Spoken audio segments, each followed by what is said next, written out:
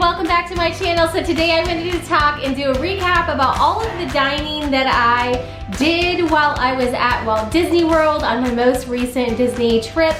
And on that trip I was dining solo, so for the most of the time I was going to meals, either sit down reservations or seeking out food on my own. So this was kind of an exciting twist because normally if I'm going to events, there's kind of set meals, buffets, catered events that you're going to, so you don't really have to worry about food in that sense. Or if it's family meals, a lot of times we have a very kind of set schedule. We know exactly where everyone will eat. We know exactly what time we want to eat. And so we kind of just go through the schedule a lot of times when we're there as a family. So this is the first time that I was able to kind of wander and find food and try things. Now I do want to try some more of the 50th treats. I tried a couple of them while I was there and I did not get to try a ton. So I want to try a lot more. That's one of my goals on the next trip that I go on in 2022. But the ones that I did try were super fun and I cannot wait to try some more. So first things first, let's just kind of go through the different places that I ate. On the first night when I arrived, I ate at the boathouse. I was so hungry that night because I had not eaten in the airport. So I ordered the mahi fish tacos. They were amazing. I would hands down order those again. The rolls there are really super good, and I even thought that the salad was really good. I was super hungry, like I said. I got the duck raz, and it was the first time that I had tried that. Now, I have to have like kind of like a fruity or not too heavily alcoholic drink because we're not like a big, I don't go out a lot, so all it takes is one drink for me. But that being said, the duck raz was really good. I thought that it had a really great blended flavor. It was fun with the little rubber ducky. You get to take that home, and so I would order that again as well. Overall, that entire meal was a great way to kick off the time at Walt Disney World. It was a great meal, and I was so hungry by the time that I got to that meal. I really needed like real food, so that was great. So after my first night, the next day I got up and I went to Epcot. So that day I had breakfast at the resort. And Coronado Quick Service, the pluses of it has a really big dining area because it's got that big convention center there at Coronado, so they can handle a lot of people. This was the first time that I had gone back that they had like a grab and go at one of the places we were staying, because every time previous to this there was mobile ordering, but it was just a little bit different. It wasn't like you would just walk up and grab whatever you wanted. That was like you literally had to go order and pick up your tray or pick up your bag at Beach Club and then leave. This was like literally kind of more back to normal, where you just walk in, grab the things you want, put it on your tray, and then go check out. So I do enjoy that. I like when we stay at resorts that have kind of that seating area with the quick service. We do that a lot as a family as well, just grabbing a quick breakfast. So it really, really works well for us to just do breakfast at the resort. I also that day had reservations initially planned. I was going to do a reservation at Beer Garden, then I was going to do a reservation at the Hacienda San Angel, the one on the water at Epcot. I ended up canceling all those, and I ended up opting to get a lunch at Beaches and Cream because I really wanted to try the French dip sandwich. Hindsight, I probably should have kept one of the ones in Epcot. I went over to Beaches and Cream. I was glad to be back at Beach Club. I love that resort. Absolutely love it. We'll definitely stay there again. And the timing was kind of funny, so I was not super hungry by that point. And so I had the French dip, and it was pretty good, but I really honestly just ate the meat out of it. I will say, if you come from someplace like Chicago that has Italian beef and that's like a big dish, you probably maybe won't be 100% sold on it. It was good for what it was, but the bread, I would kind of pair it with a different bread, and the meat was fine, but it wasn't my favorite thing, as you can probably tell that I ate on the trip. So it was fine. I think I just kind of wish that I would have kept one of the Epcot reservations instead, but it was good to be back over at Beach Club. I had initially intended on getting a like ice cream or something while I was over at Beaches and Cream, because, Beaches and Cream. But at that point in the day, I had waited in line to try to get into Space 220, and I hadn't gotten in at that point. So then I had gotten a couple treats as I went around, and it was still fairly hot outside, so I just really was not hungry at that point. I did not want to get ice cream because it just felt like it would be too heavy in the middle of the day when it's hot.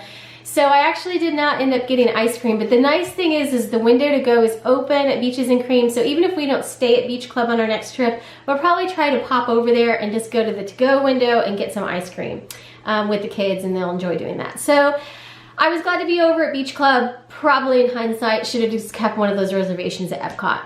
So then the whole rest of the time at Epcot, my plan was just to kind of pop into different, to-go places, grab food, and just kind of try things here and there. And after I got back over to Epcot, I rode a few rides, and I thought, well, I'll just walk over by Space 220 and see if I can try one more time. And I went over, and the walk-up line was quite a bit shorter. So at about 5 o'clock that night, I actually stood in line. It took me about an hour and a half, and I finally got in and I sat at the bar, and I ended up having dinner at Space 220. So I was really glad to have the experience. It had literally just opened at the time that I was there, and I really enjoyed trying the experience. For the kids, I think I would take them there once. So my personal opinion, and I've said this in some Disney groups, but I'll share it with you in the video as well. My personal opinion on Space 220 is it was a really neat experience, and it's kind of like Coral Reef where you have to go for the experience. I think that for us, it will likely be kind of a one and done. I'll take the kids there and they'll get the experience, and then we'll probably move on to other things. For me, I tried the food. I would try maybe some other options when I go next time. I really liked the cauliflower starter that had hot sauce on it, blue cheese crumble. That was amazing. I would order that again.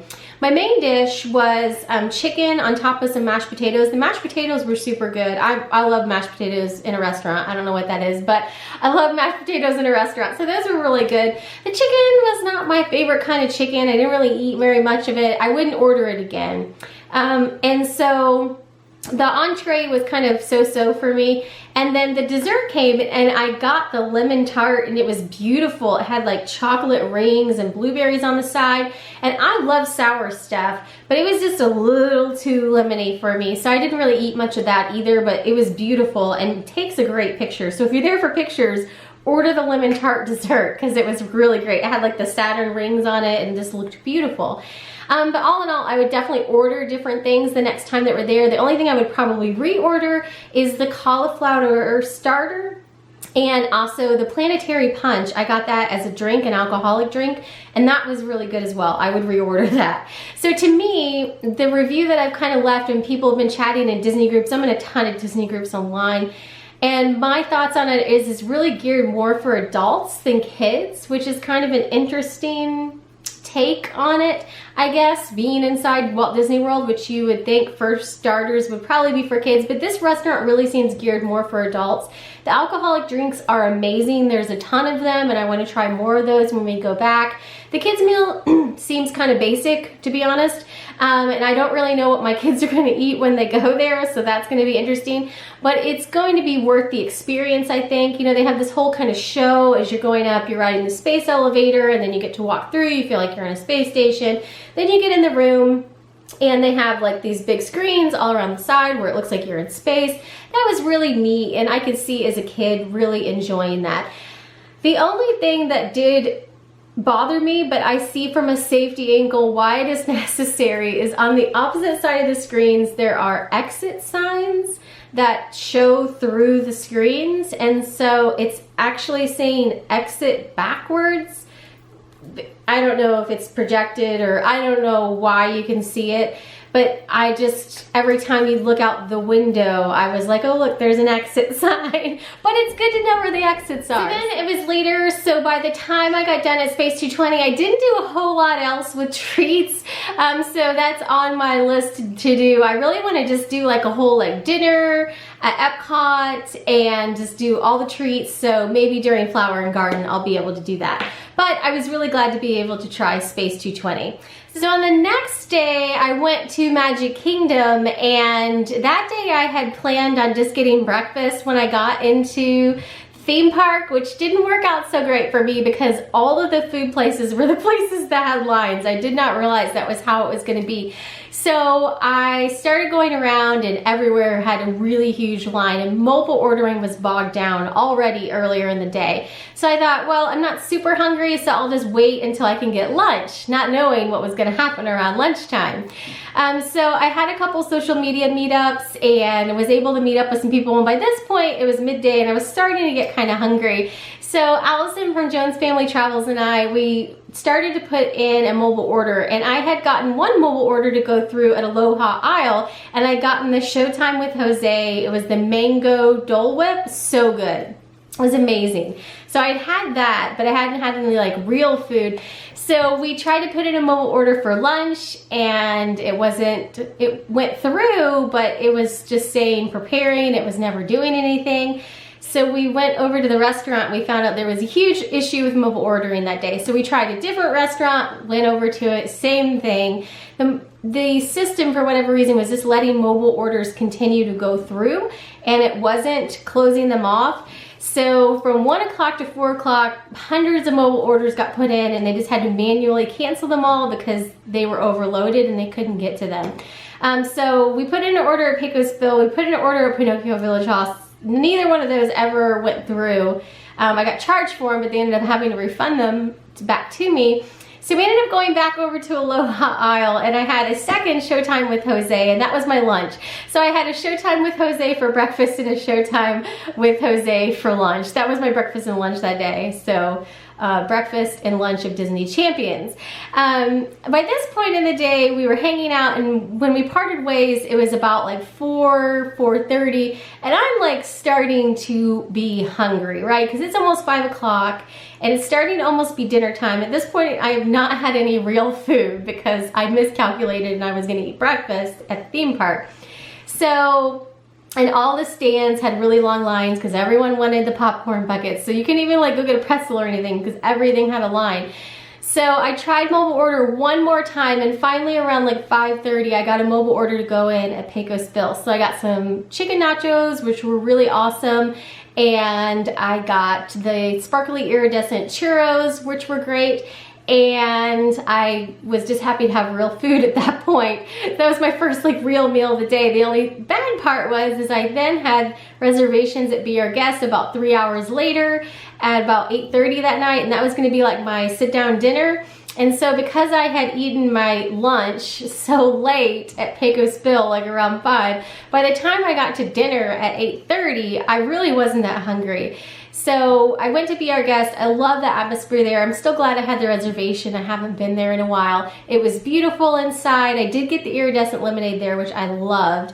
The items that I ordered were the French onion soup and the sea scallops. I didn't really finish anything, but I just tried a taste of everything.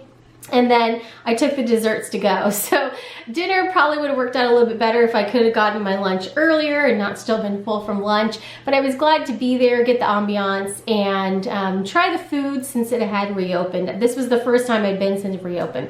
I would get the French onion soup again. I think I've kind of worn myself out on the sea scallops. It's what I've ordered there for years.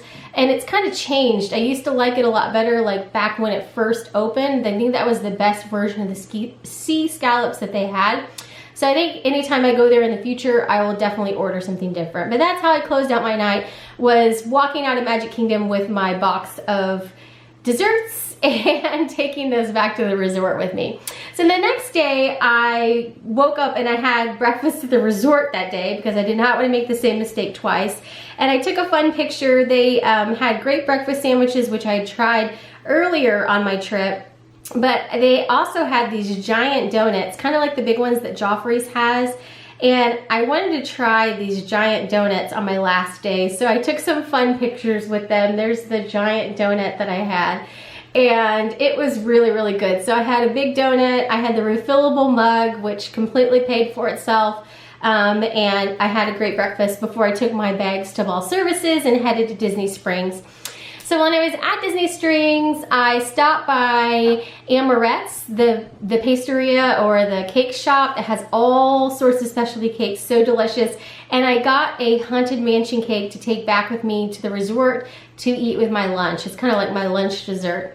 In hindsight, I probably should have just got lunch at Disney Springs. I went back to the resort because I wanted to be on time. I'm like a big especially when I'm on my own, I really want to be on time. I'm not always on time when I have my kids with me, because you guys know how that goes.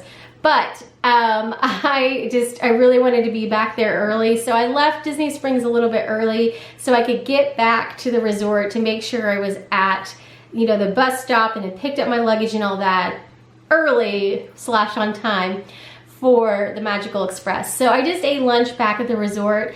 It was fine. I don't think it's my favorite resort quick service ever, and a lot of the little places were closed. There was a little bar out by the lake that I probably would have preferred their food. They had like chicken wings and stuff, but it was not open around lunchtime that day. So I just ate at the regular kind of marketplace and grabbed some nachos again. I like nachos.